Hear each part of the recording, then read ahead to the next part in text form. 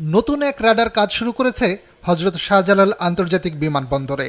বাংলাদেশের আকাশপথ ব্যবহারকারী যে কোনো এয়ারলাইন্সের ফ্লাইটকে আসতে হবে এই রাডারের অধীনে। এয়ার ট্রাফিক কন্ট্রোল ব্যবস্থা ছাড়া আকাশপথে চলাচল অসম্ভব। এই রাডার বাংলাদেশের হয়ে শাহজালাল আন্তর্জাতিক বিমানবন্দর ব্যবহারকারী যে কোনো ফ্লাইটকে নিরাপদে আকাশপথ দেখাবে। সকালে বিমানবন্দরে এই সিস্টেমের সূচনা যাত্রার বর্ণাঢ্য উদ্বোধন হয়। তবে কি রাডার ছাড়াই এতদিন চলেছে হযরত শাহজালাল আন্তর্জাতিক বিমানবন্দরের এয়ার ট্রাফিকিং ব্যবস্থা?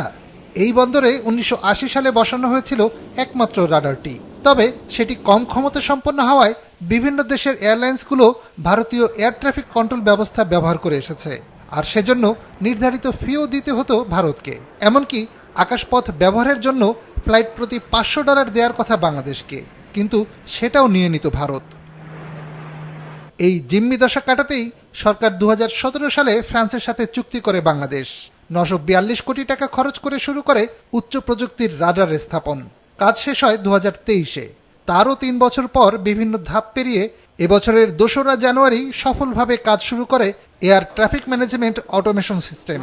আর তারই উদ্বোধনী আয়োজনে উপস্থিত বাংলাদেশে নিযুক্ত ফ্রান্সের রাষ্ট্রদূত বলেন, দুই দেশের পারস্পরিক সহযোগিতার নিদর্শন এই উদ্যোগ।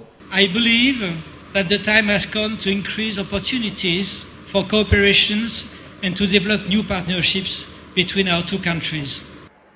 এই রাডারের কাজ শুরু নিয়ে প্রয়োজনের চেয়ে একটু বেশি সতর্ক প্রতিবেশী দেশেরা, বলছেন রাডার সংশ্লিষ্ট বিশেষজ্ঞরা। কেন বলছেন এই কথা? এই রাডারের উচ্চ ক্ষমতাই বিতর্কের কারণ। আধুনিক এই রাডারের সর্বোচ্চ কভারেজ 463 কিলোমিটার। এতে বাংলাদেশের পুরো আকাশ সীমা তো বটেই, ভারতের কলকাতা এয়ারপোর্ট থেকে শুরু করে পূর্ব ভারতের আসাম, ত্রিপুরা, গুয়াহাটি, মেঘালয়, মিজোরাম, মণিপুর ছাড়িয়ে দূরতম রাজ্য অরুণাচল প্রদেশও চলে আসবে এই রাডারের আওতায়। আর মিয়ানমারের বেশ কিছু অংশও পর্যবেক্ষণ সম্ভব এই রাডারের সাহায্যে।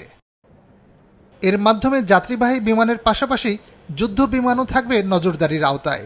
শুধু ওপরে ওড়া বিমান নয়, অনেকটাই নিচু দিয়ে উড়ে আসা বিমান কিংবা ফাইটারের উপস্থিতিও ধরা পড়বে এই রাডারে। আর এ কারণেই এই রাডারের সাহায্যে বিমান চলাচলে আঞ্চলিক হাব হয়ে ওঠার সক্ষমতা অর্জন করেছে Bangladesh.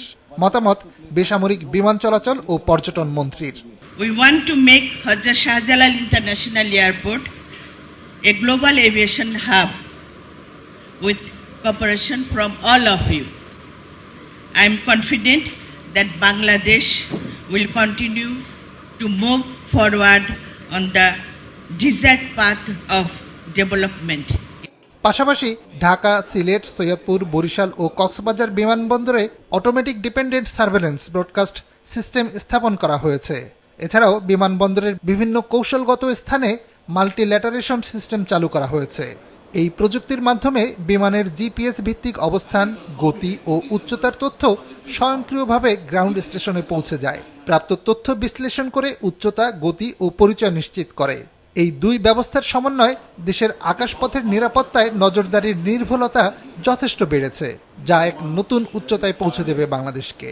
I believe this new traffic management system will unlock significant opportunities for regional cooperation through integrated airspace management, enhanced data sharing, and close coordination with neighboring countries.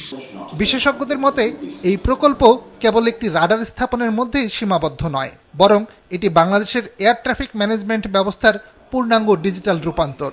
আর চট্টগ্রামে স্থাপিত চতুর্থ প্রজন্মের রাডার পূর্ণাঙ্গ রূপে কাজ শুরু করলে বাংলাদেশের আকাশ চলে আসবে পুরোপুরি নজরদারির আওতায়। নিয়াজ মোরশেদ, মাছরাঙা সংবাদ, ঢাকা।